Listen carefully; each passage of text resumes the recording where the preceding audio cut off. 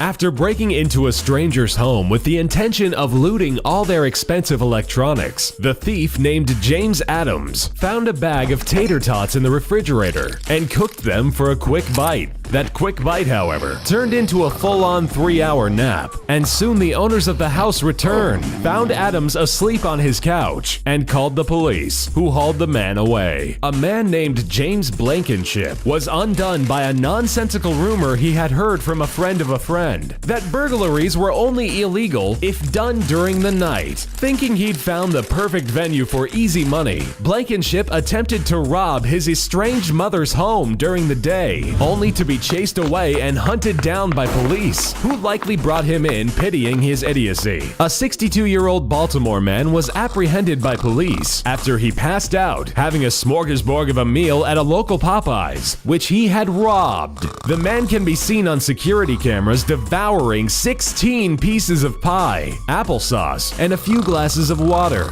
before lying down and falling asleep until the authorities arrived. After finding a way into the home of a stranger, Jonathan Parker found a few diamond rings that would have set the owners back a few $1,000s and ensured Parker could take an easy vacation for a while. However, instead of quickly vacating the premises, Parker decided to log into Facebook from the stranger's computer and check his news feed. He then left in a hurry, only to be captured by police when they discovered his identity from the Facebook account that was still logged into the homeowner's computer. Andrew Bowden, a man previously arrested for multiple robberies, was headed home from jail after his most recent incarceration, thinking for some reason that now would be the best time to try some more burglaries. He broke into 2 homes and accidentally left behind incriminating evidence in both. In one house, he left behind his rap sheet of previous crimes as issued by the police, and in the other, he left a DVD of his police interview. Needless to say, Bowden was quickly snatched up again by cops and put away one more time.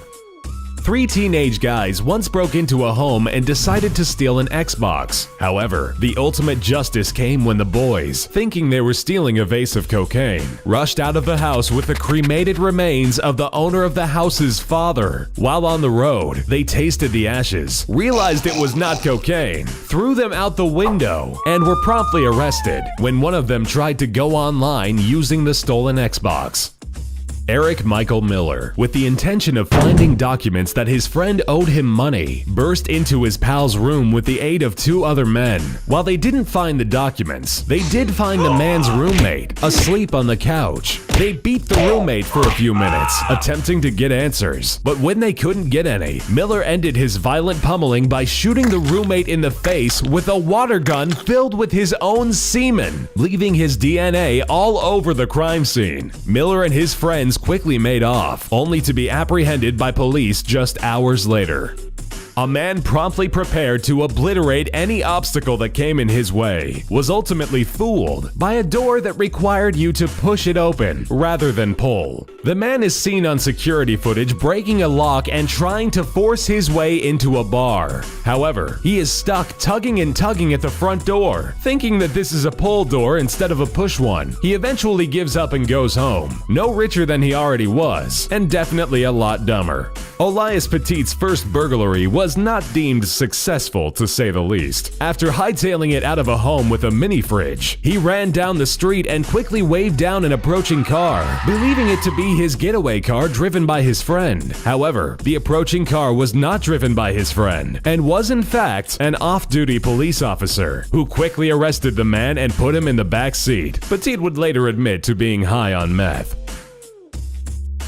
While the criminals in this story managed to get away, they didn't get away any richer. After breaking down the back door of a Verizon store, they quickly rushed in and proceeded to steal all of the phones on the displays, snapping the cords and bolting out the door. What they didn't realize was that all of the phones were dummies, as the real phones had been locked in a vault in the store hours earlier.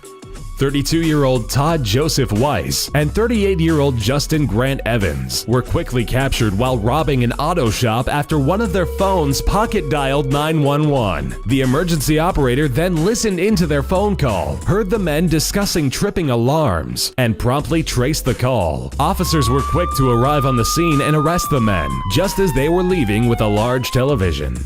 3 teenagers were caught after they robbed a home of video games, jewelry, and DVDs. When the owners returned home, they found that their goldfish had been poisoned with hot sauce, spices, and ketchup that had been thrown into the aquarium. When asked by police, one of the teenagers stated he killed the fish because he didn't want to leave any witnesses.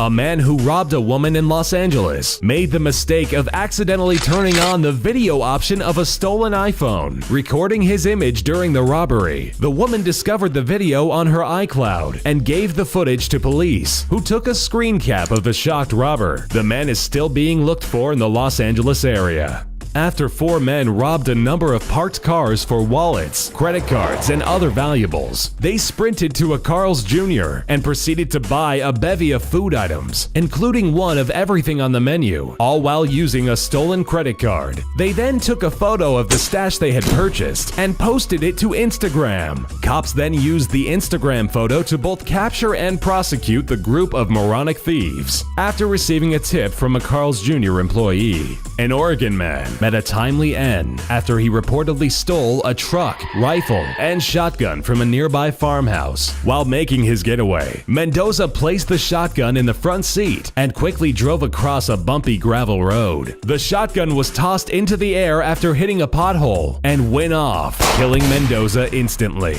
Police found Mendoza's body in the crashed car later, with the vehicle still running. Karma sure is a bitch.